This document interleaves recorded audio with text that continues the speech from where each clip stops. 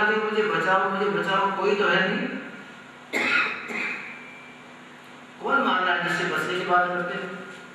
कोई शत्रु नहीं, कोई हिंसक पशु नहीं, कोई प्राणी नहीं तुमको मार डाले। कौन मान रहा है?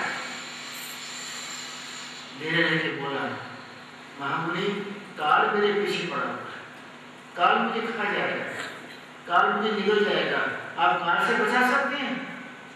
मुनि का तो नीचे गिर गया। राजन, काल से तो ब्रह्मा जी को भी त्रास होती है।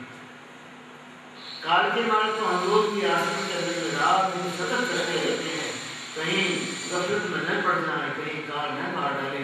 उस काल के मारे तो सूर्य और चंद्रमा भी गति करते रहते हैं, काल से तो नहीं बचा सकते। राजन, तो फिर मुझे क्यों रोका? फिर दौड़ा चीखते हुए, मुझे बचाओ, मुझे बचाओ। जो ऋषि मुनि महात्मा रोकता पूछता, कहाँ जाते हो महाराज? मुझे काल से बचाओ। काल से तो नहीं बचा सकते। इतने में देखा एक 16 वर्ष के महामुनि चलते आ रहे हैं सामने से, आधी आंखें बंद हैं, आधी खुली हुई, तन बदन की कोई खबर नहीं, तन बदन से अपने आप को बेखबर किए हुए शांत मुद्रा में चले आ रहे हैं। छोटे छोटे बच्चे पीछे दौड़ते चले आते हैं, पागल जा रहा है, पागल जा रहा है, पागल जा रहा है। सामने से आते हैं, राजा दौड़ते चला जा रहा है। राजा ने देखा एक खुद बस्ती वाला दिव्य महापुरुष चला रहा है। ऐसी बस्ती मैंने किसी में देखी नहीं, मस्ती तो इसकी बात की है, शायद साक्षात परमात्मा ही होगा। राजा दौड़ता जा रहा है, चिल्लाता रहा, मुझे बचाओ, मुझे बचाओ। महामुनि को देख के खड़ा हो गया। महामुनि ने आंखें उगाड़ी, मालपुरन चला गया। राजन, क्या चिल्लाते हो? काल से बचना है ना? सुनो, मैं तुमको काल से बचाऊंगा। मेरे पास वो सूत्र हैं जिनके द्वारा मैं तुमको काल से बचा के दयाल की गोद में बैठा दूंगा। प्राणी तो काल का ग्रास है राजन, लेकिन जिसको सूत्रों की जानकारी है उसको दयाल की गोद में बैठा देता है। मैं दयाल की गोद में बैठा हूँ, चिंता नहीं करो, खड़े हो जाओ, दौड़ना बंद करो। 16 साल के बालक ने राजा को ढांढस बनाया, शांति हुई है। राजा रुक गए। वहीं गंगा किनारे एक वटवृक्ष था, उसके नीचे थोड़ा सा चबूतरा मिट्टी का बनाया, उस महापुरुष को बैठाया। बैठाने के बाद उनके चरणों में बैठने में ही अपनी सलामती, चरणों में बैठने में परमानंद की प्रतीति होने लगी।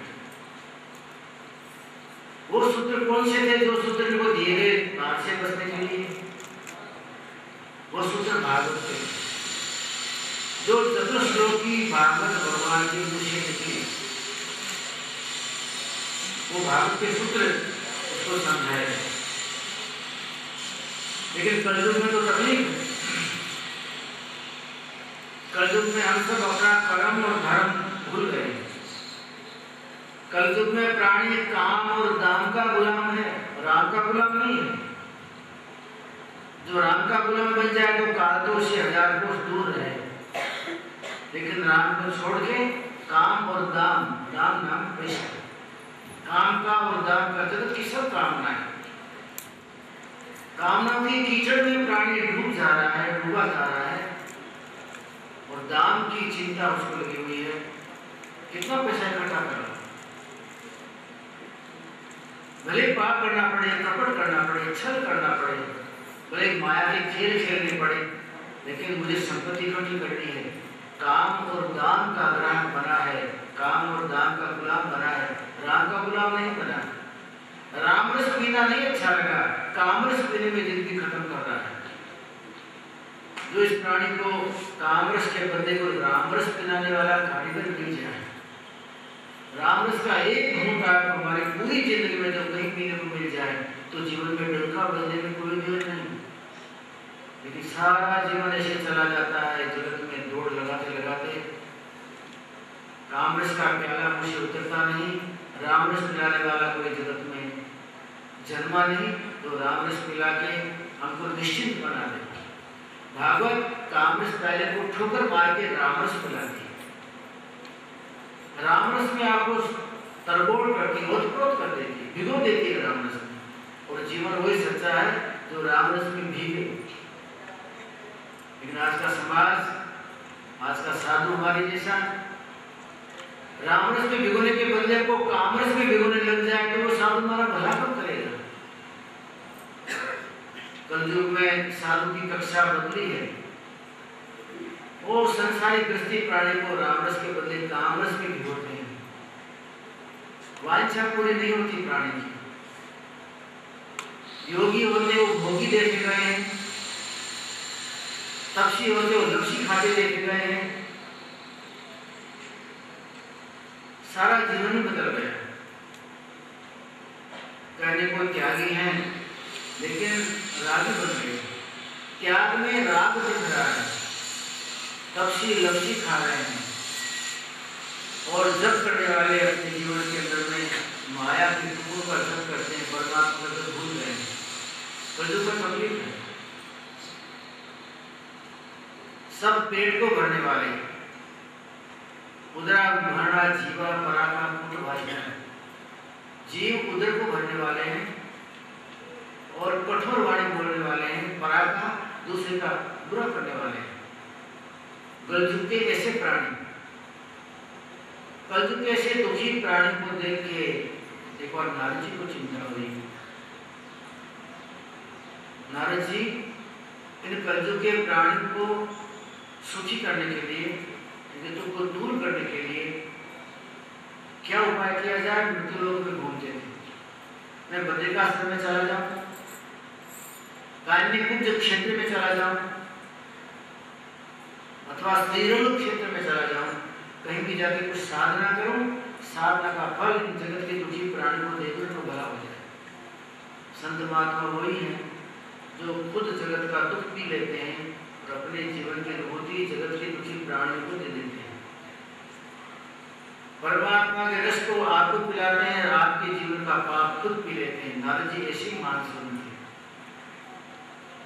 अच्छा क्षेत्र देखने के लिए घूमते घूमते जाते थे। इसीलिए भगवान कहते मुझे साधु बड़े प्रिय हैं। जो साधु पर दुख कातर हैं, दूसरे के दुख को काटने वाले हैं। उद्धव ने पूछा महाराज आप तो परलोक गमन कर रहे हैं, मुझे छोड़ के जा रहे हैं, लेकिन मैं पीछे से तकलीफ में किसका संग करूं। भगवान का उद्धव बाद में साधु का संग करना। मैं साधु के अंदर में विराजमान हूं, साधु मेरा रूप है। उद्धव मुझे साधना संपन्न साधु की शिवाय कुछ अच्छा नहीं लगता। तुमको कोई भी तकलीफ हो तो ज्ञान संपन्न वैराग्य संपन्न साधु से मिलना तेरे दुख दूर करेगा। उद्धव मोहि संत सदा अति प्यारे, उद्धव मोहि संत सदा अति प्यारे, जिनकी महिमा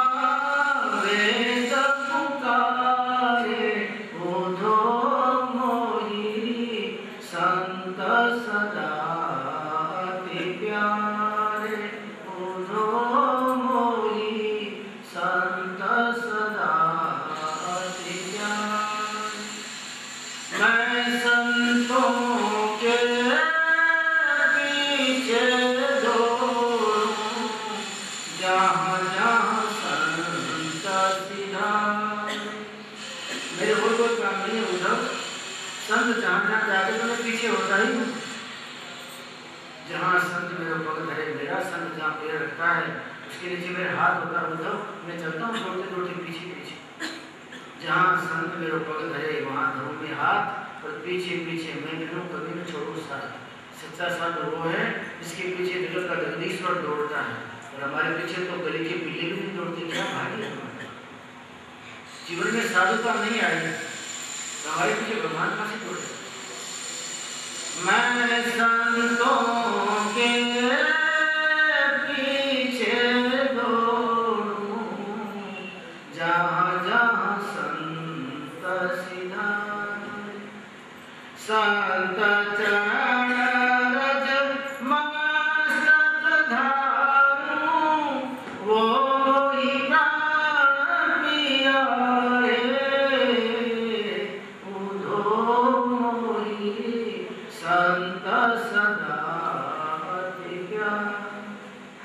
संत बैठे हैं तो उनके चरण की रज को मेरे मस्तक में लगाना मतलब मैं नहीं बोलता। संत चरण रज मस्तक धारू, वो मोहि प्राण प्यारे, उधो मोहि संत सदा अति प्यारे, उधो मोहि संत। मैं साधुकारों हमें भाव न भेद है, एक ही तत्व अनु, हमें भेदभाव समझ देने वाला कोई प्राणी है, एक ही तत्व है। संत परदुख कातक होते हैं। नारद जी जगत के दुखी प्राणियों को देखते हैं, दुख हुआ, कहीं शांत स्थल में तपस्या करने के लिए चले जा रहे हैं, घूमते घूमते वृंदावन में से निकले। यहाँ भगवान के चरण कमल पड़े हुए हैं, वृंदावन से निकलूं तो शायद चरण कमल की बड़ी धूल उठी मेरे मस्तक में जाए तो जीवन धन्य बने। इस भाव से नारद जी वृंदावन में चले जाते हैं। एक दृश्य देखा, एक नवयौवना स्त्री बैठी हुई है, 16 वर्षीय, जैसे 16 साल की कोई कन्या हो, दिव्य यौवन दिव्य स्वरूप वाली एक 16 वर्षीय दिव्यांगना स्त्री बैठी हुई है। उसके एक घुटने के ऊपर एक वृद्ध पुरुष सोया है, दूसरे घुटने पर दूसरा वृद्ध पुरुष सोया है, और दोनों वृद्ध बेहोश हैं। नारद जी चले जाते थे कि सहज में आवाज आई, भो भो साधु क्षणं तिष्ठ, मम कष्ट निवारय, दर्शनम लोकम तुभ्य सर्वभोग महासन। हे महापुरुष, हे देवता, खड़े रहो खड़े रहो, भो भो साधु क्षणं तिष्ठ, एक क्षण के लिए खड़े रहिए। आप इसे संतों के दर्शन भवसागर के पापों का नाश करने वाले होते हैं। हे महात्मा, खड़े रहिए। नारद जी तो अपने ध्यान में चले जाते थे, आवाज आई, पीछे देखा, एक कदम का पेड़ है, उस कदम के पेड़ के नीचे छाया में युवांगना बैठी है, युवांगना के दोनों घुटनों पे 2 वृद्ध पुरुष हैं। नारद जी समझ नहीं पाए क्या पहली है। नारद जी ने पूछा, अबला तुम कौन हो, ये क्या कैसे देखता हूं, अपना परिचय तो दो। अबला ने परिचय दिया, महाराज मैं भक्ति हूं, मेरा जन्म द्रविड़ देश में है और मैं बड़ी हुई कर्नाटक में, कुछ कुछ मुझे महाराष्ट्र में यौवन मिला, फिर गुजरात में आए तो गई गुजरी हो गई, मैं वृद्ध बन गई। उत्पन्नो द्राविडोऽसाम् मध्ये कर्नाटके गतः, क्वचितं महाराष्ट्रे गुरुद्वारे निर्गतेन गतः। गुजरात देश में गई गुजरी हो गई। वास्तव में भक्ति के सब आचार्य द्रविड़ देश में दक्षिण में से पैदा हुए। भक्ति द्रविड़ उपजी, द्रविड़ में भक्ति उपजी और आई हमारे भारत के पूर्व भाग में। संतों ने यहाँ के प्रचार किया। द्रविड़ देश में मेरा जन्म है मानस। कर्नाटक में महात्माओं ने कर्नाटक राज्य में भक्ति महारानी को यौवन दिया और कुछ महाराष्ट्र में तुकाराम जैसे नाम जैसे संतों ने भक्ति का प्रचार करके इसके यौवन को बढ़ाया। गुजरात में जब आए तो वृद्ध हो गई। वृद्ध होने के बाद में महाराज में दुखी हुई। दुखी होने के बाद मैं वृंदावन की तरफ चली। हम 4 व्यक्ति बैठे, किसी का भला नहीं, किसी की शायद कब्र खोद रहे थे, लेकिन ऋषि मुनि महात्माओं का कोई काम नहीं था। सत्संगार्थ समय आया था, सत्संग के लिए इकट्ठे हुए थे। इतने में जब ऋषि नारद मुनि को देखा चले जा रहे हैं, चिंता में निमग्न है, उनको कुछ होश हवास नहीं है। मैं कहाँ से गुजरता हूँ नहीं जाने। ऋषि मुनि महात्मा ने आवाज़ दी, हे महामुनि कहाँ जाते हो, खड़े रहिए। नारद जी खड़े हो गए, देखा ऋषि मुनि विराजमान है, सनक सनंदन, मैंने ध्यान ही नहीं दिया। नारद जी ने प्रणाम किया, प्रणाम करके माफ़ी मांगी, महामुनियों मुझे माफ़ी दीजिए, कुछ ऐसी चिंता लगी है मैं ध्यान नहीं रख सका और अपने ही अपने हाल में चला गया। एकदा ही विशालायाम, उस क्षेत्र का नाम विशाला क्षेत्र है जो हिमालय के तलेटी में है, हिमालय की तराई में है। विशाला क्षेत्र क्यों नाम पड़ा? आप कभी जाएंगे हिमालय की तराई में तो वहाँ एक बहुत बड़ा तीर्थ स्थान है बद्री नारायण का, बद्री का धाम, उसका नाम है बद्री विशाल। खाली बद्री नहीं, बद्री विशाल के नाम से धाम को हम सब जानते हैं। क्यों जानते हैं? उसके पीछे नाम लगा विशाल, और इसको क्षेत्र को कहते हैं विशाला क्षेत्र। बद्री भगवान के पीछे विशाल नाम क्यों लगा? एक विशाल नाम का राजा उस क्षेत्र में राज करता था, और विशाल नाम का राजा उस क्षेत्र में तपस्या करने को आया, और तपस्या में इतना निमग्न हो गया कि उसने कभी कुछ मांगा नहीं, लेकिन तप के अंदर में पारंगत बनता गया और अपने आप को भूलता गया। हृदय में कुछ मांगने की वांछा होती है तो भिखारी होता है वो, और भक्ति करते जाइए, न मांगे तो परमात्मा दौड़ के आपके सामने आता है।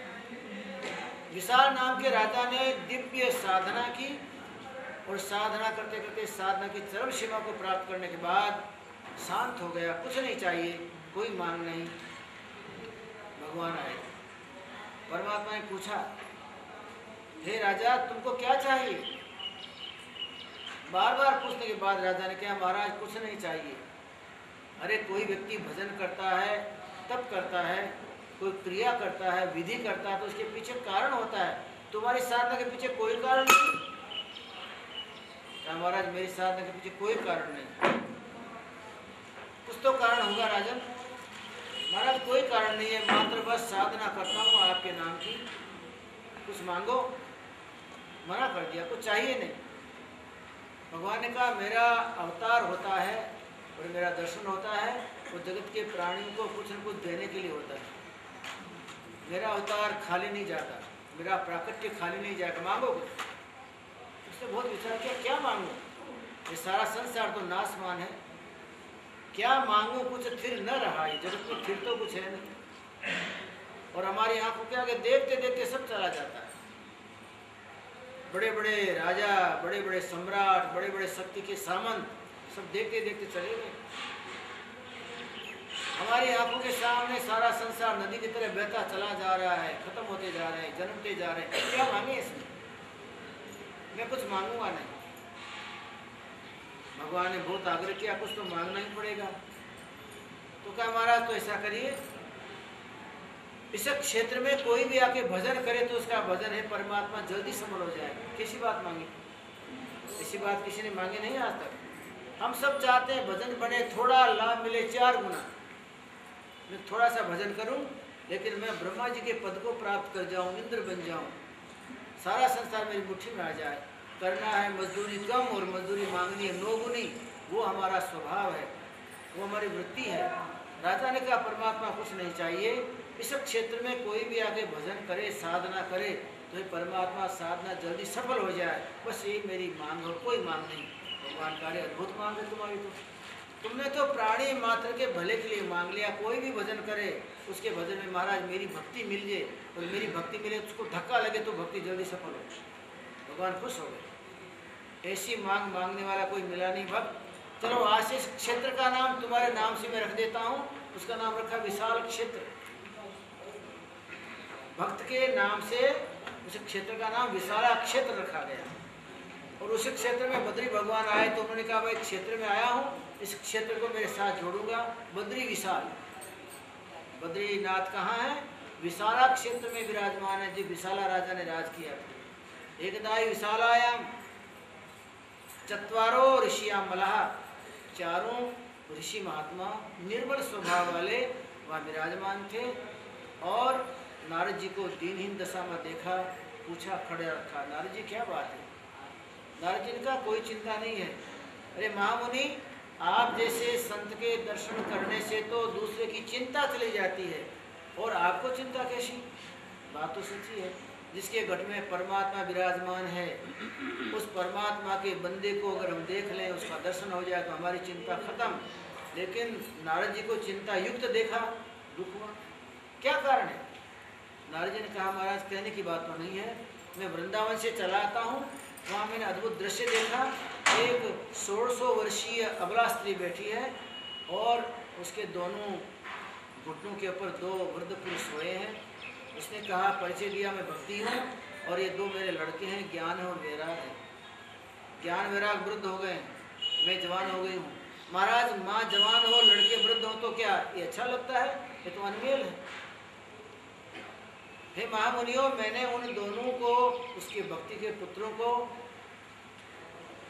चेतना में लाने के लिए मैंने वेद के सूत्रों का प्रयोग किया। वेद के सूत्र बोले मैंने, शास्त्रों के आख्यायिकाओं का मैंने खूब स्तोत्र किया, जोर जोर से मैंने वेद मंत्रों का आह्वान किया, गायत्री मंत्र का पुरुषोच्चारण किया। ये सब विधि के बाद भी वो दोनों हिले डुले नहीं। मुझे दुख हुआ। ऐसा क्यों? जिस वेद के अंदर में ऐसा फरमाया गया है ऋषियों मुनि के द्वारा, वेद के एक एक मंत्र परमात्मा का हृदय है, तो परमात्मा के हृदय में स्थित होने के बाद भी वेद मंत्र उनको सचेत न कर पाए। कोई बात नहीं नारद जी, चिंता न करो, आपको बैठो, हम भागवत सुना देते हैं। ये भागवत ग्रंथ आपको सुनाते हैं। इस ग्रंथ का आप वहाँ जाके और एक सुंदर आयोजन करें, उस भागवत को सबको सुनाएं। ज्ञान भक्ति वैराग तीनों सुनेंगे तो सुनने से उनका वृद्धत्व जवानी में पलटेगा। सबसे पहले नारद जी को भागवत सुनाई गई सनक सनंदन सनत कुमार के द्वारा। चारों इन बालकों ने, चारों ऋषियों ने उनको दिव्य भागवत का श्रवण कराया।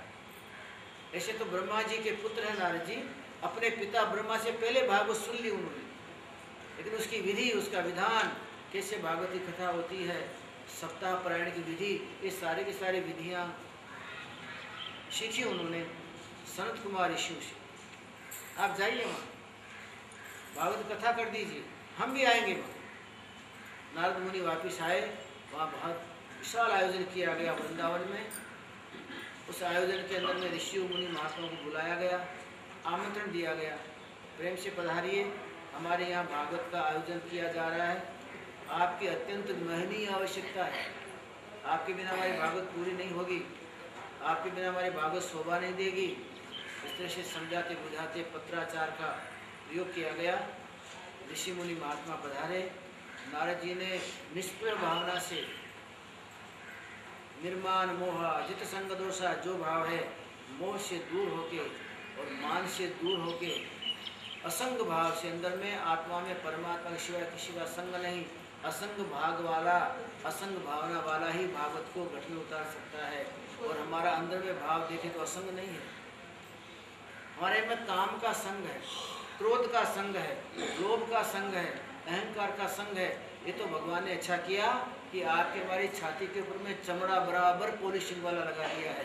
ये चमड़ा न लगा होता और खाली खाली होती बारी, उस बारी में से देखते तो अंदर में क्या खदबद करता है सब पता लग जाता। ये भले ही आदमी अच्छी चमड़ी वाला लगता होगा, रूप रंग में सुंदर लगता होगा, लेकिन इसके अंदर में तो इतना कचरा खदबद कर रहा है कि आपको देख के सूंघ आ जाए और आदमी को देख के कितना दूर भग जाए। लेकिन परमात्मा ने आपके हमारी खूब मर्यादा रखी, हमारा सब कचरा अंदर में भरा हुआ है, ऊपर से उन्होंने चमड़ी का पॉलिश कर दिया तो अरे बड़ा सुंदर रूप रंग वाला है, लेकिन अंदर में तो क्या उसके अंदर में खदबद क्रिया हो रही तो वही जानता है। प्राणी दुष्ट होता है, परमात्मा की कृपा उसको सुष्ट बनाती है। भागवत कथा का आयोजन, नारद जी ने कथा पढ़ी और कथा पढ़ते पढ़ते नारद जी भी तन्मय बन गए। महारानी भक्ति ने कथा सुनी, ज्ञान वैराग ने सुनी। जैसे जैसे भागवत के स्कंद चलते गए वैसे वैसे उनमें थोड़ा थोड़ा होश आता गया, करवट बदलने लगे। उसके बाद में मुंह पे हाथ घुमाया, उसके बाद में आंखें खोली, उसके बाद में स्कंद आगे चलते गए, बैठे हो गए, उसके बाद में स्कंद आगे चलते गए, खड़े हुए और स्कंद चलते गए। नारद जी के दर्शन करने को व्यासपीठ तक आए और जैसे भागवत का स्पर्श किया कि यौवनांगी बन गए, जवान बन गए, वहाँ कीर्तन करने लगे। कथा और कीर्तन का दोनों का मेल है। जिस तरह से आकाश और पाताल का मेल है, सूर्य का दिव्य प्रकाश का मेल है, पानी का और गीलापन का मेल है, पानी से गीलापन जुदा नहीं हो सकता। इसी तरह कथा और कीर्तन का मेल है। कथा में कीर्तनियम सदा हरि, आप सब काम कीजिए। कथा में हरि का कीर्तन नहीं किया गया तो कथा अद्भुत कथा है। परमात्मा का कीर्तन करने लग गए। उस कीर्तन करते करते सनक सनंदन महामुनि भी चारों ज्ञान वैराग्य के साथ में कीर्तन करने लग गए। माता भक्ति भी अपने आप को न रोक सकी, वो भी कूद कूद के कीर्तन करने लग गई। उस महान दिव्य मंडप के अंदर में कीर्तन का वातावरण बन गया। कथा की पूर्णाहुति हुई। कथाकार नारद जी भी कीर्तन करने लग गए। इतने में चतुर्भुजाधारी वैकुंठवासी परमात्मा विष्णु भी कीर्तन करने लग गए और सारा वातावरण दिव्य दिव्य दिव्य बन गया, अति दिव्य बना। नारद जी ने जाना, रे भागवत का तो बड़ा महत्व है। भक्ति महारानी ने जाना, रे भागवत का तो बड़ा महत्व है। मेरे दोनों बालक जो वृद्धावस्था को प्राप्त हो गए थे, वो भागवत के श्रवण मात्र से जीवन को धन्य बनाने के बाद में यौवन बन गए। नारद जी आशीर्वाद देके वहाँ से चले गए। महान दिव्य वातावरण में भक्ति माता तो वहीं वृंदावन में निवास करेंगे। आज आप अगर सद्भावना से जाएंगे तो वृंदावन में आपको सजीव भक्ति माता के दर्शन होंगे। भक्ति वहाँ सजीव है। आपको जाते ही वहाँ हर वातावरण के अंदर में भक्ति की सुगंध आती है। हर घटना को आप देखते हैं तो वो भक्तिमय घटना लगती है और ऐसा लगता है मानो हर मूर्ति के चारों तरफ भक्ति महारानी लिपटी हुई है। भक्ति के तादृश्य भाव साक्षात दर्शन वृंदावन में होते हैं, इस बात में कोई शंका नहीं।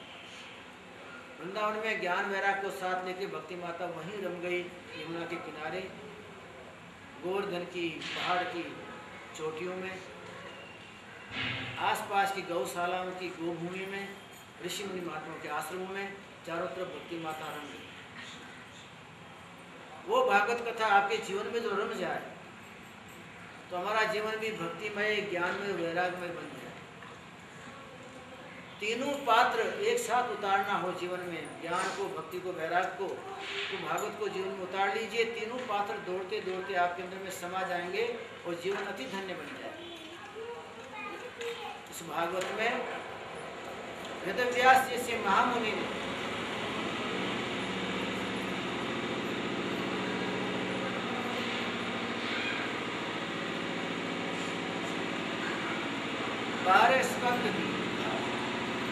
बारह स्कंदों में भागवत का वर्णन है।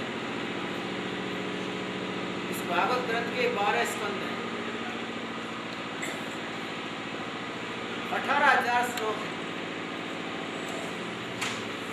12 स्कंदों को इकट्ठा किया जाए तो श्लोक 18,000 बनते हैं। 1 से लेके 9 स्कंद तक भगवान के पैर, भगवान के घुटने, भगवान के हाथ, ये भागवत के स्वरूप है। 10वां स्कंद भगवान का हृदय, हृदय स्वरूप में 10वां स्कंद आप सुनते हैं। 11वां भगवान का नेत्र, 12वां स्कंद भगवान का माया हाथ है, जिससे हम सबको बुलाते हैं माया के कीचड़ को छोड़ के मेरे पास आओ। कोशिश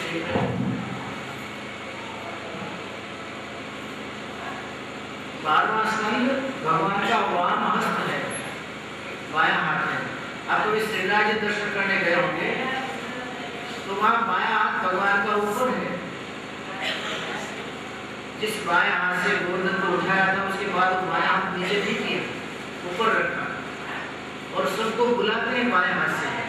दुनिया में तकलीफ है, आप दुखी हैं, त्रसित हैं, तो हे भक्तों मेरे पास आओ, मेरी छत्र छाया में तुमको शांति और संतोष मिलेगा। बायां हाथ आपको, हमको सबको बुला रहा है। भगवान का बांधवा शरीर है, दिव्य शरीर है भागवत, भगवान उसमें रमे हुए हैं। भागवत की कथा में ज्ञान वैराग्य की जिस तरह से यौवन अवस्था की प्राप्ति की बात है, वैसे ही सुखदेव महामुनि ने परीक्षित को समझाया। परीक्षित, कान्यकुब्ज नाम का एक देश, उसमें आत्मदेव नाम का ब्राह्मण रहता है। आत्मदेव ब्राह्मण कोई नहीं, आपकी हमारी आत्मा ही आत्मदेव ब्राह्मण है। कान्यकुब्ज नाम का देश कोई नहीं, आपकी काया ही कान्यकुब्ज नाम का देश है। इस काया में आत्मदेव नाम का ब्राह्मण रहता है। ये भागवत भगवान की बात करती है, हमारी भी बात करती है। हमारा शरीर भी इसके अंदर में भ्रमण कर रहा है भागवत में, इसलिए कान्यकुब्ज नाम का देश कहा गया। तुंगभद्रा नदी के किनारे, तुंग नाम ऊंचा, भद्रा नाम कल्याणकारी। ये मानव शरीर सब शरीरों में ऊंचे में ऊंचा है और हमको कल्याण देने वाला है। नर शरीर में जितना कल्याण होता उतना कल्याण पूरे शरीर में कभी किसी का नहीं होता। नर शरीर तुंगभद्रा नदी के किनारे रहने वाला नगर है, अर्थात बहुत ऊंची कक्षा की साधना, बहुत ऊंची कक्षा का फल इसमें मिलता है। उस आत्मदेव नाम ब्राह्मण की स्त्री थी, उसका नाम था धुंधुली। आत्मा के साथ में एक और दूसरी स्त्री है, सखी है, वासना। वासना धुंधली है। वासना तो हमारी आंख के अंदर उतर गई तो सारा जगत हमको धुंधला लगता है। धुंधला माने हमारा लगता है पुत्र है, ये पत्नी है, और परमात्मा को दिखता नहीं, आंख धुंधली हो गई। धुंधली नाम की स्त्री उस आत्मदेव नाम ब्राह्मण को है। आत्मा ने कभी परमात्मा का संग न किया और माया का संग किया तो धुंधली अवस्था बनी, उसको संतान नहीं। वासना जिसको स्त्री मिली उसको मोक्ष की संतान कहां से मिलेगी? उसको मोक्ष रूपी संतान नहीं मिल सकती, संतान की। आत्मदेव ब्राह्मण बड़ा ज्ञानी है, 4 वेद उसको कंठस्थ है। उसने बहुत श्रावण महीने दूध पे रह के उपवास किए, कितने श्रावण निकाल दिए, दूध खाली पीता था, उपवास करता रहा, मेरे पुत्र हो, मेरे पुत्र हो, मेरे पुत्र हो, लेकिन पुत्र नहीं हुआ। फिर तो प्रौढ़ अवस्था आ गई, 55 वर्ष की उम्र हुई। आत्मदेव ब्राह्मण को बड़ा, आत्मदेव ब्राह्मण एक दिन स्नान करने को तुंगभद्रा नदी किनारे गया, विचार किया आज बस नदी में कूद के मर जाता। संतान के बिना जीवन क्या काम का? संतान के बिना क्या किसका मुंह देखा जाए? हमारा कोई मुंह देखना चाहता है। मेरे स्त्री को सब कहते हैं तो बांझ नारी है, बांझ है, बांझ है, बांझ नहीं कहा जाता उसको। और मुझे भी कहते हैं कि कैसा दूसरे से घर में संतान भी नहीं। दुखी हो गया आत्मदेव ब्राह्मण, बे आंख नेत्र बंद करके जैसे पानी में कूदने लगा, पीछे से आवाज आई खड़े रहो। खड़ा हो गया, देखा एक महामुनि दौड़ते दौड़ते आ रहे। राजा ब्राह्मण, तुम तो आत्मा के राजा हो, क्यों पानी में कूद के आत्महत्या करना चाहते हो? महाराज मुझे रोकिए मत, मुझे आत्महत्या करने दीजिए, मैं आत्महत्या करने के योग्य नहीं हूँ, अभी मर जाऊंगा तुम्हारे देखते देखते। अरे भाई क्या गुना तुमने कर डाला कि मरना पड़ रहा? महाराज की बात मत करो, मेरे हाथ में पकड़ो, छोड़ दो मेरे हाथ में। जो जो महात्मा पकड़ते गए तो झटका मारता गया। पूछा गया क्या बात है? क्या महाराज मेरा दुख तुमसे नहीं हटेगा, मेरे घर में संतान नहीं। महाराज संतान की बात तो ठीक, फिर कौन जाने मेरे घर में क्या भला है। मेरे घर में गाय जाके बांधता तो वो गाय भी नहीं ब्याती है, उसको भी संतान नहीं होता। गाय ब्याती नहीं, मेरे घर में आई तो बांधनी बन जाती है। मेरे घर में लाके मैं फल रखता हूँ तो रात रात में सड़ जाते हैं। मेरे घर में रखा हुआ भोजन भी कौन जाने महाराज रुचि बिना का हो जाता है। मेरे घर में क्या काल उतर गया है क्या? मेरी पत्नी को संतान नहीं है, लेकिन मेरे घर में कहीं भी कुशल मंगल नहीं है। ये मुझे देखा नहीं जाता, मरना चाहता हूँ, इसलिए मुझे मरने दीजिए। महात्मा ने कहा भैया गंदे बार बार नहीं मिलती है, वेदों में, शास्त्रों में, पुराण में इसकी महिमा है, इसको बचाओ। और क्या करोगे पुत्र से? पुत्र से किसी का भला नहीं हुआ। भला होता है आत्मदेव अपनी आत्मा का उद्धार करने से, भला होता है आत्मदेव अपनी आत्मा को मुखरित करने से। साधना में इस आत्मा को लगा, मैं तुझे साधना सिखाता हूँ, महाराज ज्ञान मत दीजिए, मैं बहुत बड़ा ज्ञानी हूँ, 4 वेद मुझे कंठस्थ है, मुझे ज्ञान मत दो। पुत्र देना हो तो मुझे रोको, नहीं तो मुझे मरने दो, ज्ञान की आवश्यकता नहीं है मुझे, बहुत ज्ञान सुना है, चलो पुत्र देता हूँ। महात्मा ने अपनी झोली में से फल निकाला, और कहा इस फल को अपनी पत्नी को स्नान कराने के बाद खिला देना, खा लेगी उस दिन बाद गर्भ रह जाएगी। आप लोग खुश हो गए। फल लेने के बाद में तो महात्मा को प्रणाम करना ही भूल गया, मतलब बन गया सीधा पेट घुमा के अपने घर की तरफ। मुझे ऐसा तो करती, तकलीफ पड़ती तो जाते बाप जी मर गया हैरान हो गया, कोई ठिकाना नहीं रहा, कोई ठिकाना नहीं रहा। और जब 1000 के नोट गिनता है तो बाप जी को कहने नहीं जाता कि बाप जी अच्छा हो गया चला गया। महात्मा मुस्कुरा दिए, दुनिया का हाल ऐसा ही बेचारा ये क्या करे। पति से का स्नान करो जल्दी, बात क्या बात करो, मैं तुम्हारे लिए फल लाया हूँ, इस फल का तुम जब भक्षण करोगी तो तुमको संतान रहेगी, गर्भ रहेगा, स्नान करके फल खाओ। कोई बात नहीं, मुझे दे जाइए फल, मैं स्नान कर लूंगी, उसके बाद में आराम से फल खाऊंगी, अपना काम कीजिए। धुंधुल ने विचार किया मैं फल को खाऊंगी, मुझे गर्भ रहेगा, गर्भ रहने के बाद दिनों दिन गर्भ बढ़ता जाएगा, मेरे पेट में वजन बढ़ता जाएगा। गर्भवती स्त्री का पेट बढ़ता जाता है और मुख की कांति कम होती जाती है, मुख की शोभा बढ़ती जाती है, पेट बढ़ता जाता है और 5 किलो का वजन पेट पे बांध के मैं 9 महीने काम होंगे। उसके बाद में बालक होगा तो फिर जब तक 5 वर्ष का आना हो तब तक तो रात को माता को सोने को ही नहीं मिलता, उसकी गंदगी में पड़े रहो, उसको अच्छे कपड़े पहनाते रहो, अच्छे अच्छे वस्त्र देते रहो, अपने उसकी गंदगी में पड़े रहो, रात भर गंदगी में पड़ा रहना, ये क्या जीवन, ये मुझे नहीं चाहिए। धुंधुली ने कुछ विचार किए बिना घर में गाय बनी हुई थी, उस गाय को फल खिला दिया और खुद नहा धो के तैयार हुई। आत्मदेव ने पूछा तुमको मौका मिला फल खाने का? बोला फल आप चिंता नहीं करें, फल मिले खा लेंगे, खाया नहीं था। एक सखी से बात की, सखी क्या करो, 9 महीने बाद में क्या नाटक करोगे, मैंने कह दिया आपने किसी फल खाया है, कोई बात नहीं, 9 महीने बाद मेरे घर में पुत्र होने वाला है, तेरा घर धन धान्य से भरा हुआ है, तो मुझे थोड़ी संपत्ति दे देना, तो मेरा बालक में तुम्हारे तक रात में पहुंचा दूंगी और तुम जो समय बढ़ता जा पेट के ऊपर कपड़ा बांधते जाओ और गर्भवती स्त्री जैसे नाटक करते जाना।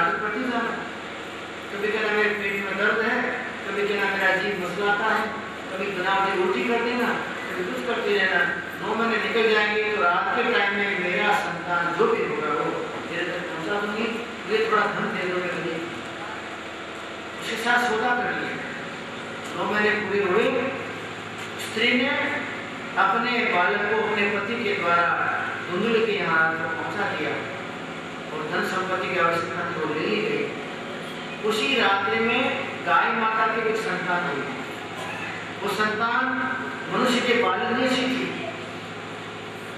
और कान गाय जैसे थे, पूरा शरीर मनुष्य जैसा, मात्र कर गाय जैसे। महान ज्ञानी पुरुष। आत्मदेव ब्राह्मण को जानकारी हुई कि तुम्हारे घर में पुत्र हुआ है और तुम्हारी गाय को भी संतान हुई है, वो मनुष्य जैसी है। सच्चा फल तो गाय नहीं खाया, वो तो कपटी था। गाय ने सच्चा फल खाने के बाद में एक संतान दी जो महान दिव्य ज्ञानी था। गोकर्ण ने जन्म संस्कार का उसके ऊपर में प्रयोग किया, जन्म संस्कार का पोषण किया और उसके बाद में गाय का जो बालक था उसका भी जन्म संस्कार किया गया। धीरे धीरे दोनों बालक बड़े होने लगे। वो बालक तो चंडाल था और ये बालक जो गाय का गोकर्ण नाम का बालक सुशील, संपन्न, योग साधना का प्रेमी और पिता की चिंता करने वाला। गाय के काम थे, उसका नाम गोकर्ण रखा गया और धुंधुल का लड़का था, उसका नाम धुंधुकारी रखा गया। गोकर्ण महाज्ञानी, धुंधुकारी महाखल। सुखदेव महामुनि समझाते राजन, गोकर्ण महान ज्ञानी था, धुंधुकारी तो महान खल था। स्नान सोच क्रियाहीनो, आचार विचार क्रिया उसमें नहीं थी। महान खल था, दुष्ट था। गोकर्ण महान ज्ञानी, गोकर्ण ज्ञानी था। बड़ा होता गया स्कूल भेजा गया। स्कूल में बच्चों को धक्का देके किसी को तालाब में डाल दे, किसी को कुएं में डाल दे। एक दो बच्चों को मार डाले। पिता के पास में तकलीफ की आवाज आई, सुना पिता ने, चिंता की। पिता ने कहा परमात्मा ऐसा बालक मुझे क्यों दिया?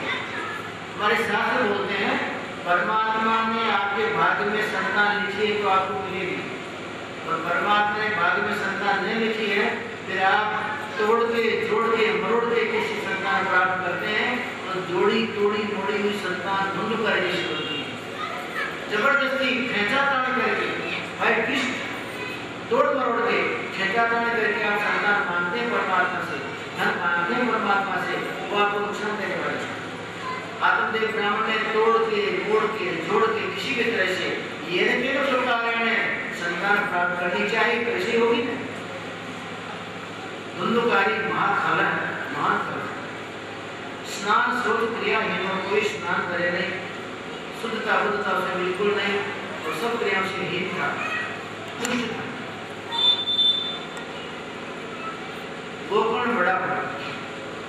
पिताजी ये बालक आपको हैरान करेगा, इसके मुंह में न पड़िए। पिताजी मोह सबसे बड़ा दुष्ट राक्षस है, सब व्याधियों का मूल है। मुंचम ज्ञान प्रजाहीना, आपको जो प्रजा मेरी संतान मेरे सेवा करे वैसा जो ज्ञान है ना, मुंच मुंच इसको छोड़ दीजिए। अपनी प्रजा के लिए संतान के लिए मोह का जो ज्ञान है पिताजी उसको छोड़ दीजिए, उसका आपका नहीं है। काल की दशा बलवान है पिताजी, आप मन में भक्ति करने चले जाइए, लेकिन मोह के मारे आत्मदेव ज्ञाता नहीं था। अंत में एक दिन धुंधुकारी ने शराब के लिए पैसे मांगे, पिता ने मना किया तो पिता खूब मारपीट के द्वारा हजार परेशान किया। पिता खूब मार पड़ी। पिताजी आप मारे खाना चाहते हैं इससे? काल की दशा बलवान है, आप घर में चले जाइए। जब मार पड़ी तब वन में चले गए, और वन में जाकर अपना कल्याण करने के लिए ऋषि के आश्रम में रहने लगे। माता अकेली नहीं, धुंधुकारी से बड़ा लाभ मिला। बार बार माँ को मारे पीटे हैरान करे, शराब के लिए पैसा मांगता था, जंगल में जा जा के प्राणियों को मारता था, उनका मांस खाता था। माता ने कहा ब्राह्मण के कुटुंब के हैं, तो घर में ये मार के पशु प्राणी लाता अच्छा तो नहीं है। नहीं माना उसने, और एक दिन जल्दी लकड़ी लेके उस लकड़ी से माँ को मारा। तेरे पास जो भी कुछ पैसा कहीं भी छिपाया हुआ है तो मुझे लाके दे दो, नहीं तो तुमको आग में जलती जिंदगी जला दूंगा। सुलभ की लकड़ी से मार मारा, माँ घबरा गई। रात्रि के अंधकार में दौड़ी बचने के लिए कोई भी गिरी मर गई। बाप चला गया जंगल में भटकने के लिए, माँ कुएं में पड़ के मर गई। संतान ने माता पिता की सिद्धू दशा की। अब तो वेश्या को घर में रखने लगे, ब्राह्मण का घर था और गणिका घर बन गया, गणिका रहने लगे। राजा महाराजों के यहाँ चोरी करने लगे। एक रात्रि में राजा के यहाँ गया और राजा के महाराणे का सब गहना लेके आया। 4 वेश्याओं को रखता था, उनको बांट दिया। रानी नहीं पहनेगी, यहाँ से गहना तू पहनोगी। वेश्याओं ने विचार किया दुष्ट राजा के घर में पहुंच रहा है, कभी न कभी राजा इसको पकड़ेगा। राजा पकड़ने के बाद में इसको फांसी से लटकाएगा, इसको पूछेगा गहना कहाँ गया, गहना हमारे पास मिलेगा, हमको फांसी मिलेगी। इससे अच्छा है दुष्ट को मार डाला है। गणिकाएं कभी किसी की नहीं होती। रात्रि में शराब पी के धुंधुकारी सोया हुआ था। गणिकाओं ने सोते हुए को खाट के साथ रस्सी से बांध दिया। पैर बंध गए, हाथ बंध गए, सारा अंग प्रत्येक बंध गया। उसके बाद में गणिकाओं ने जलती लकड़ियों के अंगारे लाके उसके मुंह पे डाले, ये दुष्ट मर जाए तो अच्छा। खूब चिल्लाया, तड़पता रहा, लेकिन बंधा हुआ था, छूट नहीं पाया, मर नहीं रहा था। दुष्ट प्राणी बहुत मुश्किल से मरते हैं। गोकर्ण ने तो देखा कि इस दरबार रहने में कोई मजा नहीं है। गोकर्ण तो परमात्मा का नाम स्मरण करते करते वन में चला गया और तीर्थ यात्रा करते करते अपना जीवन व्यतीत करने लगा।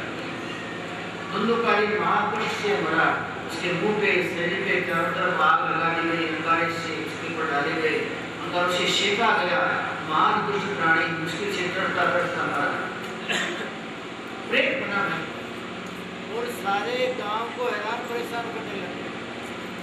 प्रेत तो बना, लेकिन प्रेत बनने के बाद में अपने घर के बाहर के सबको हैरान कर दिया। एक बार धंधुकारी के गांव की प्रजा, कान्यकुब्ज देश की प्रजा गया जी में तीर्थ यात्रा करने गई। वहां देखा गोकर्ण बैठे हैं।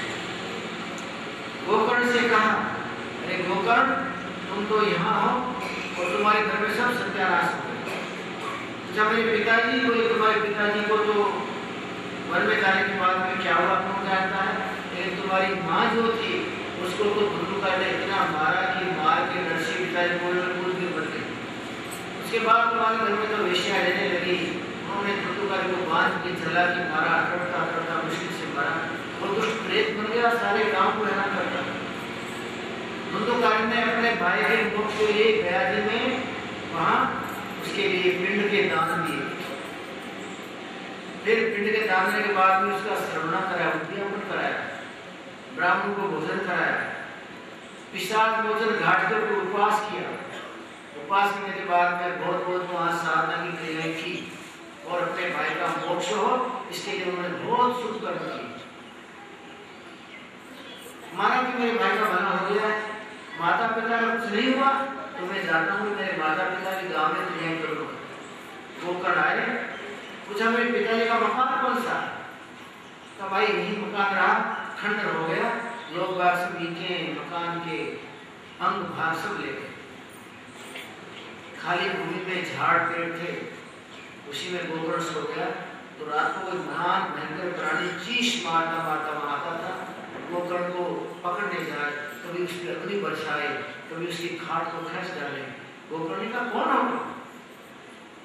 गोकर्ण ने कमंडल में से जल लिया, गायत्री मंत्र का प्रोक्षण किया, जैसे छांटा मारने गया, छींटा मारने गया, प्रकट हो गया। बड़े भैया, मैं तुम्हारा छोटा भाई धंधुकारी हूँ। भैया मैं प्रेत बन गया हूँ।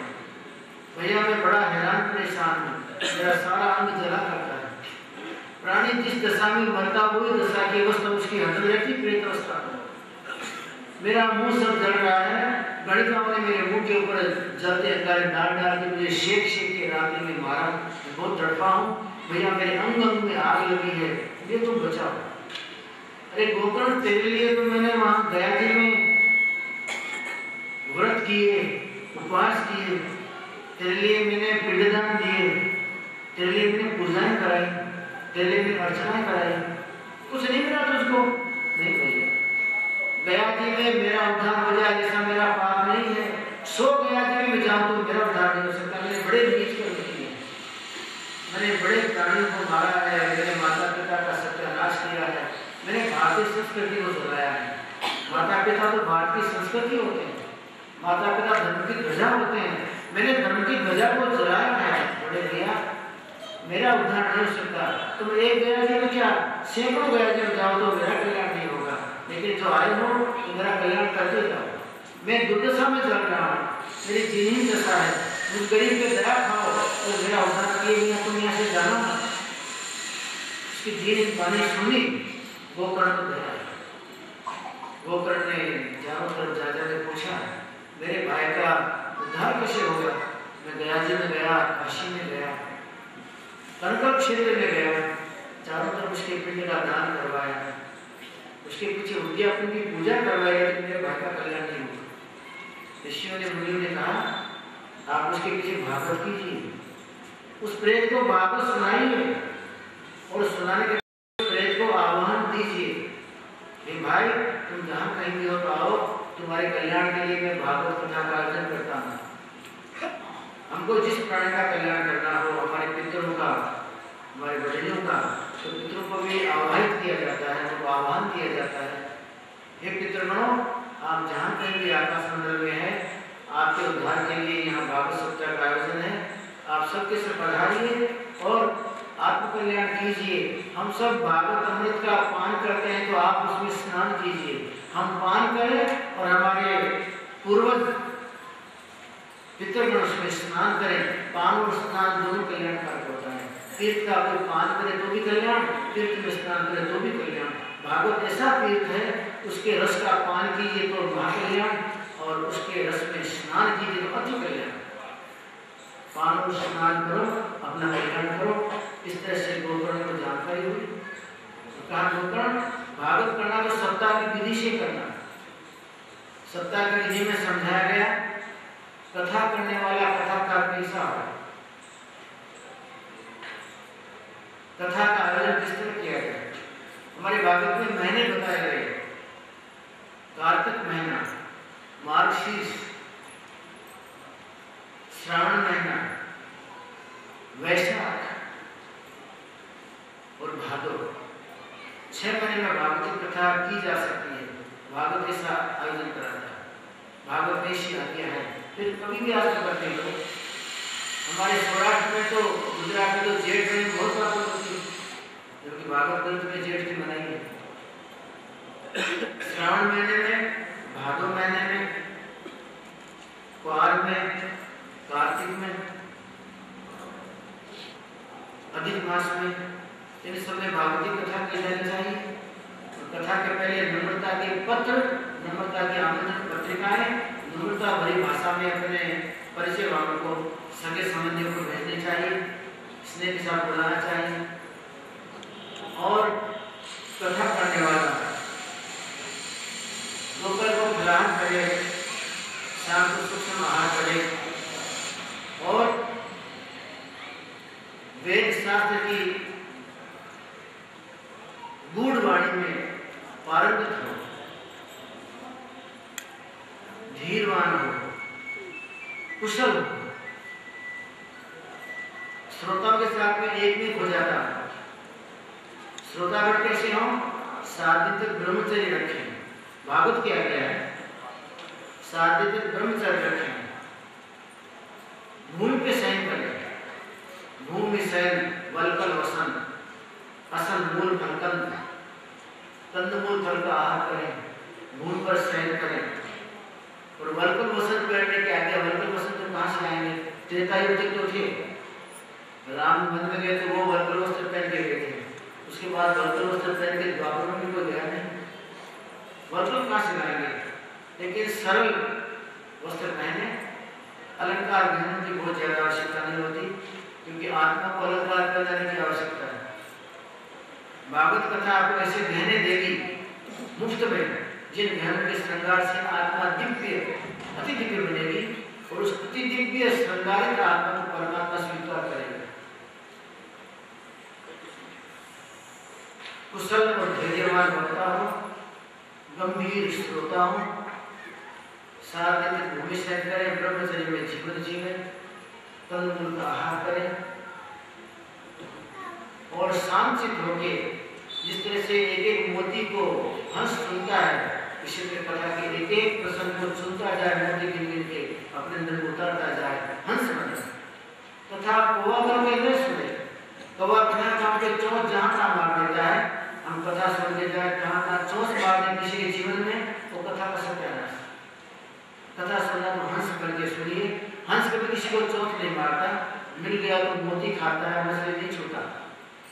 कथा के प्रसंगों के मोती सुनने को आप आए, हंस बन जाइए, और कौवे की चाल को छोड़ के 7 दिन तक अपने जीवन को धन्य बनाना हो, तो कथा के साथ अपने आप को ओतप्रोत कर दीजिए।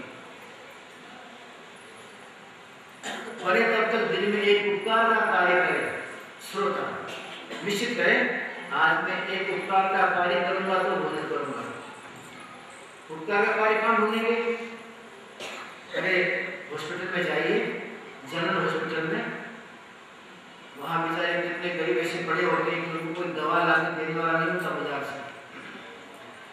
चक्कर मारी, किसी का लड़का ने आप में और डॉक्टर ने दवा लिख दी, उसको दवा ला के दे दीजिए, इतना काम सेवा का पड़ता है। कोई बेचारी बुढ़िया 3 घंटे से सड़क के किनारे खड़ी है, उसको सड़क पार करनी है, आँख नहीं है, कोई कराने वाला है नहीं, सामने 2 घंटे खड़े रह के निश्चित करो कि मैं चांदनी चौक के चौराहे पर खड़ा रहूँगा और रोज नित्य में 2 घंटे में ऐसे अपाहिजों की सेवा करूँगा, इधर वालों को उधर, उधर वालों को इधर, इस तरह से सेवा करूँगा। कोई रोड की सेवा करते हैं सड़क पर, कोई दवाखाने में सेवा करते हैं, कोई कोई किसी के दुख और तकलीफ को समझ के एक मुट्ठी चना देने की आवश्यकता तो देते हैं उसको। कितने ऐसे होते हैं कि किसी गरीब के मुंह में 3 दिन से अनाज नहीं गया है, उस गरीब के मुंह में उनका हाथ अनाज भरा हुआ अच्छा है, किसी गरीब के मुंह में अनाज का हाथ डाले, ऐसा करते हैं। इसी के तरह से हमारे जीवन में हम कुदरत का दिया खाते हैं तो जीवन में एक उपकार का कार्य किए बिना कभी भोजन मत कीजिए, शास्त्र बोलता है। जो व्यक्ति एक उपकार का कार्य किए बिना भोजन करता है खुद का मांस खाता है, शास्त्र बोलता है। वो प्राणी हिंसक है और खुद के मांस का आहार करता है। कितना ही मांसाहारी हो गया खुद का मांस तो नहीं खाएगा ना, लेकिन जो बिना उपकार के भोजन कर लेता है, किसी गरीब के देखते देखते अपने मुंह में डालता जाता पत्थर के टुकड़े, अंत में वो अपना ही मांस खाता है।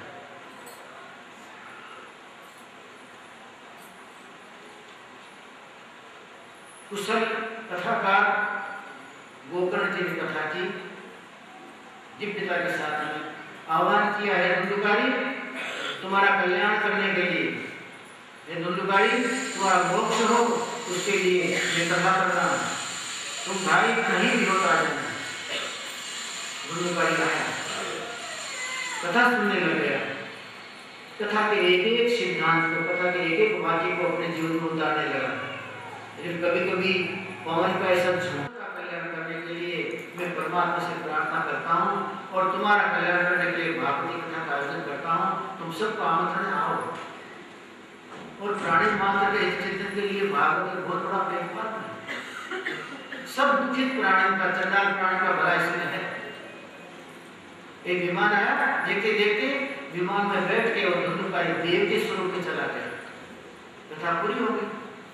ऋषि मुनि मार्ग पर बैठे थे, गृहस्थी लोग बैठे थे, सबने गाली शुरू कर दी गोकर्ण के ऊपर, तुमने कपट किया, तुम पाखंडी हो, तुम्हारे में भेदभाव है। जिस कथा को धुंधुकारी ने सुना वो कथा हमने भी तो सुनी है। धुंधुकारी के लिए विमान आया, हमारे लिए विमान क्यों नहीं आया? तुमने अपने भाई के लिए विमान बुलाया, हम सबको जगत में से भटकते छोड़ दिया। इस कथा ने हमारे जीवन में परिवर्तन क्यों नहीं किया? विमान एक से अनेक क्यों नहीं आए, हम सब के लिए क्यों नहीं आए? लेकिन गोकर्ण तुम्हारी कथा में कपट था, तुमने कपट में अपने भाई का मोक्ष करने के लिए विमान बुलाया, हम सब के लिए नहीं बुलाया।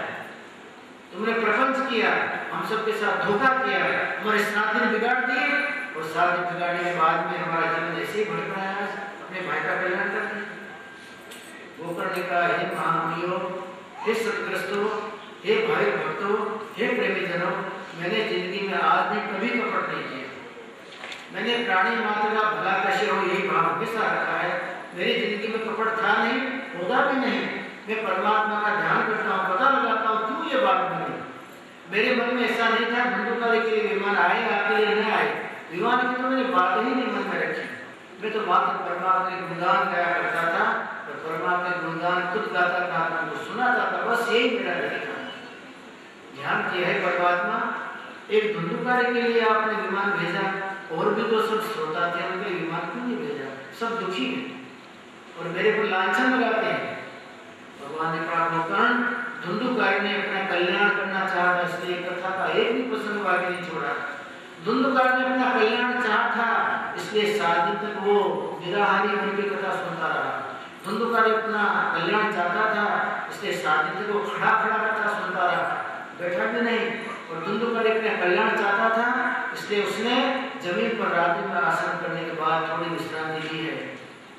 जिस तरह से, जिस नियम से धुंधुकारी ने कथा सुनी, उस नियम से, उस तरह से इन सब ने कथा नहीं सुनी है।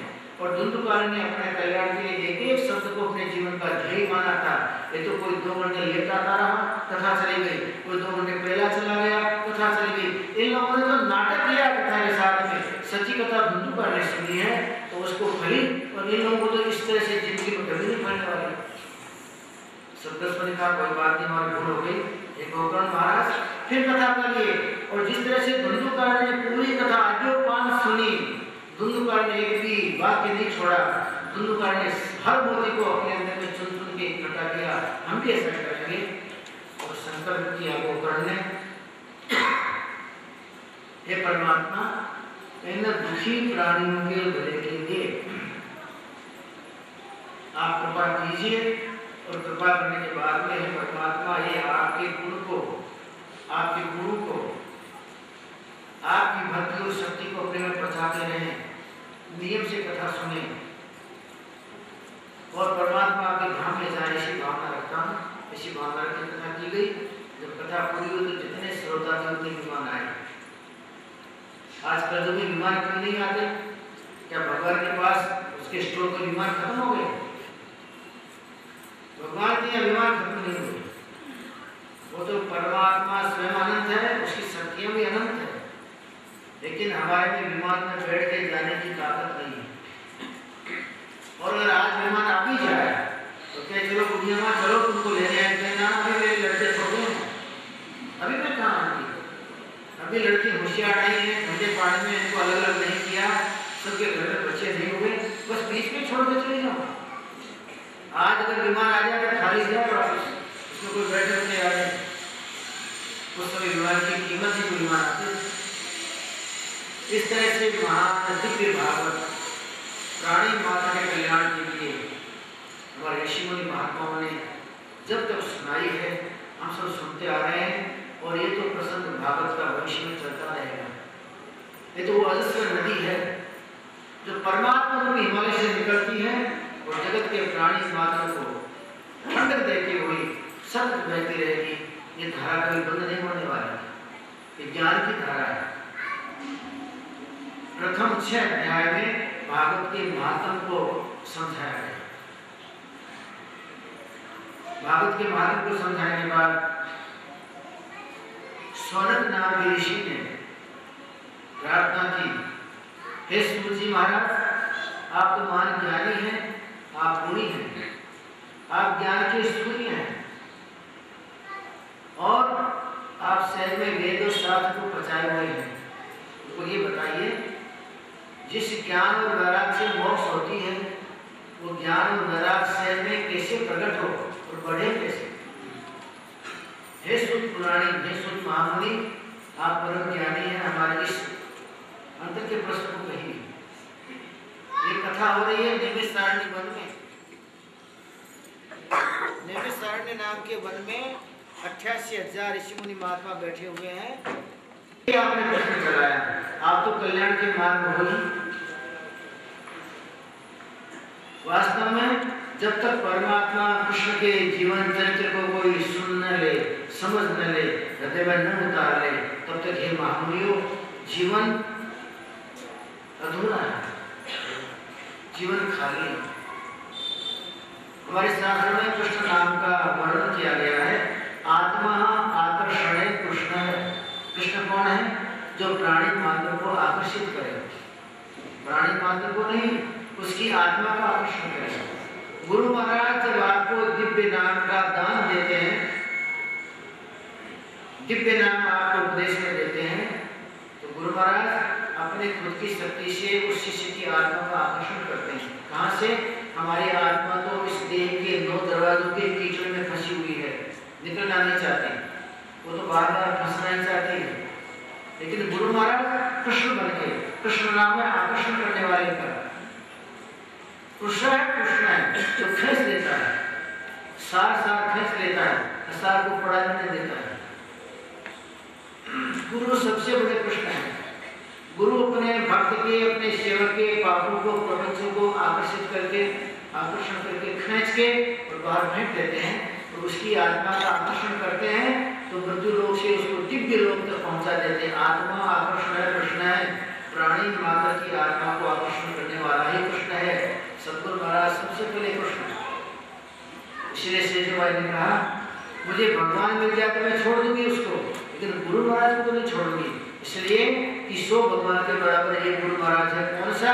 जो अपने घर में ब्रह्म शक्ति को स्थापित करके रखता है, अपने अंदर में चलायमान स्थिति का त्याग कर देता है, अपने अंदर में आत्मा में स्थित हो जाता है और परमात्मा की झांकी करता रहता है।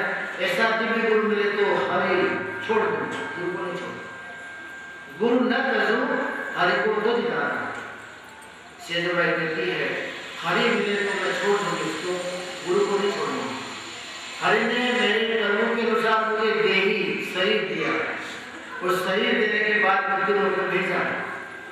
गुरु मिल गए तो मेरे शरीर का कल्याण किया, परमात्मा के धाम में पहुंचा दिया, बार बार का जन्मना और मरना मिट गया। हरि कौन है? हमारे किए गए कर्मों के फल को भुगताने वाले सत्य वो हरि, और हमारे जन्म जन्मांतर के कर्मों को ब्रह्मांड में जला देने वाला गुरु। गुरु मिलता है तो आपके गड्ढे से ब्रह्मांड प्रकट करता है, जो आपके जन्म जन्मांतर के कलमश को जला देता है। और हरि वो तो कर्माधिकारी जीव का न्यायकारी मालिक है। हरि माने न्याय करने वाला परमात्मा जो न्याय करता है। आपने पाप किए तो स्वर्ग में नहीं नरक में भेजेगा, आपने पुण्य किए तो स्वर्ग में भेजेगा, और आपने बहुत ज्यादा चंडाली कर्म करे तो 84 धूल चाटते कर देगा। इसलिए हरि कभी जीव का मोक्ष नहीं करता। हरि तो आपके किए गए कर्मों का लेखा जोखा करता है, उसका नियमन करता है, कंट्रोल करता है, आपको भुगताता है, जबरदस्ती भुगताता है। और गुरु तो आपके जन्म जन्मांतर के कर्म को जला देता है। गुरु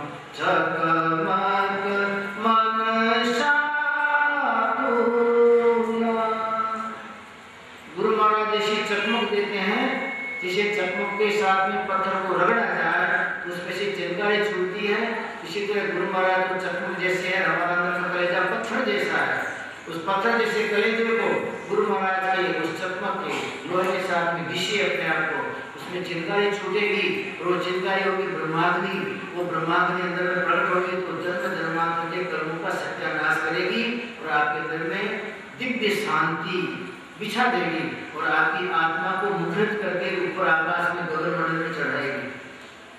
गुरु महाराज की दिव्य शक्ति इतना काम करता है, इसलिए कहा गया गुरु न तजू हरि को तज डारू। हरि ने आवागमन में डाली और गुरु ने काटी ममता देगी। हरि ने तो उनको जन्म मरण में डाला, जिसे कर्म किए वैसे कर्म में जन्म दे दिया।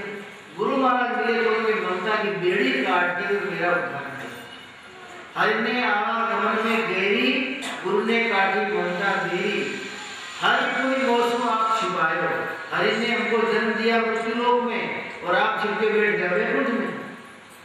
न कभी मिलना न जुड़ना, सपने में भी दर्शन नहीं। हरि है, आज भी चला नहीं गया। हमको जगत में हमारे कर्म भोगने के लिए हमको छोड़ दिया जगत में कि धूल चाटते रहो और आप वैकुंठ में बैठा मजा कर रहा है। लक्ष्मी पैर दबाती है, शेष नाग ऊपर छतरी बन के खड़े हैं, शीर्ष सागर में लहरें आ रही हैं, हरि मजा कर रहे हैं और हम सजा में पड़े हुए हैं। उसी की संतान की क्या दुर्दशा है? हरि को मजा और हमको सजा। लेकिन गुरु जब मिले हैं तो गुरु ने ऐसा ज्ञान का दीपक दिया हाथ में, और ज्ञान का दीपक देने के बाद में दिखाया देखो जगत का जगदीश्वर वहां बैठा हुआ है। हरि ने ज्ञान का दीपक दे के अंतर के नेत्र उघाड़ के हमको गुरु महाराज ने हरि का दर्शन करा दिया। हरि कोई मौसम आप छुपायो, गुरु दीपक लेता है दिखा जो हरि हमसे छुप गया था। गुरु महाराज ने ज्ञान का दीपक प्रकट किया और ज्ञान के दीपक से हमको उस हरि के दर्शन करा दिए। चरण दास पर तन मन वारू, गुरु न तजू हरि को तज जान। मेरे गुरु चरणदास जी महाराज हैं, उनपे मैं मेरा तन मन बदन सब न्योछावर कर देती हूँ, इसलिए कि मुझे इस महान प्रपंच में जगत में से बचाने के लिए उन्होंने नाम की नौका बनाई और नाम की नौका में बैठने मुझे पार किया। और ज्ञान का दीपक देने के बाद उस ज्ञान के दीपक के प्रकाश में जो छुप गया था हरि, उसको ब्रह्मांड की गुफा में छुपा दिखा दिया और हरि को मुझे एक कर दिया, एक कर दिया। हरि को और जीव को एक करने की प्रक्रिया गुरु के पास में है। इसलिए हमारे शास्त्रों में गुरु को कृष्ण कहा गया। आत्मा कृष्ण कृष्ण है, गुरु सबसे बड़ा कृष्ण है। और कृष्ण नाम इसलिए था, कृष्ण भगवान गोपिकाओं के गुरु थे। आप इस बात को जानते कि नहीं जानते हैं? कृष्ण भगवान गोपिकाओं के गुरु थे। गोपिकाएं परमहंस थी, गोपिकाएं वो दूध दही बेचने वाली ग्वालिन नहीं थी। हमारे वेदव्यास जी ने गोपिकाओं को नमन किया है। नमस्तुभ्यं गोपिकाभ्याम परमहंस रूपिणो। परमहंस की रूपी, परमहंस का अवतार इन गोपिकाओं में बार बार में परमात्मा का दर्शन करता हूँ, नमस्कार करता हूँ। नमस्तुभ्यम, एक गोपिकाओं तुम्हारे इस दिव्य शरीर को नमस्कार करता हूँ। आप इस शरीर के अंदर में परमहंस हो। गोपिकाएं तो महान परमहंस थे, पारब्रह्म प्रदेश के, वो परमात्मा से मिलने के लिए गोपिकाएं बन के आई। तो गोपिकाओं के गुरु थे कृष्ण भगवान, इसलिए कृष्णम वंदे जगत गुरु, उन जगत के गुरु कृष्ण परमात्मा का वंदन करता हूँ जो गोपिकाओं के कलमश को हरण करने में पुष्ट